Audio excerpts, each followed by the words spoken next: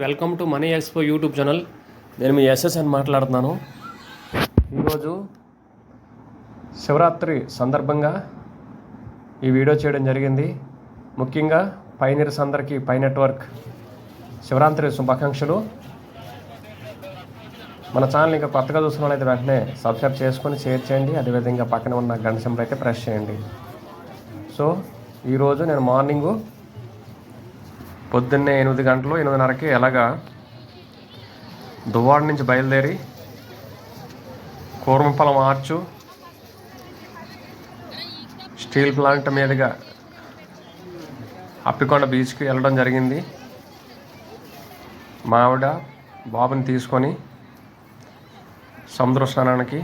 So ఆ video చేయాలనిపించి మీ అంతతో share చేసుకుందాం అని చెప్పేసి వీడియో పెట్టడం జరుగుతుంది. చూడండి, అక్కడికి మార్కెట్లోకి వెళ్ళిన తర్వాత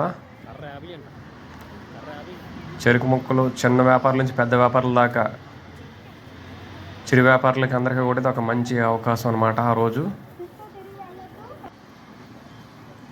బాబు చూడండి,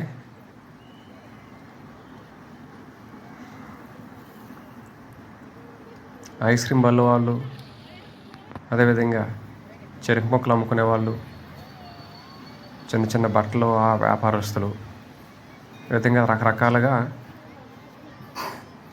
ఈరోజు పండగ సందర్భంగా బీచ్ అంతా కూడా ఫుల్గా హడాబడిగా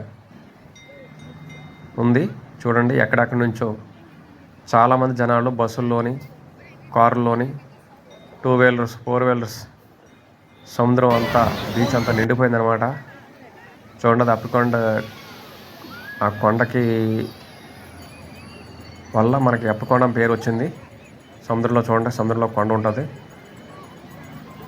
ఈ బీచ్ని పెద్దగా డెవలప్మెంట్ చేయడం మానేశారు. ఎందుకనంటే ఆర్కే బీచ్ అన్నంత క్రేజ్ దీనికి అయితే లేదు.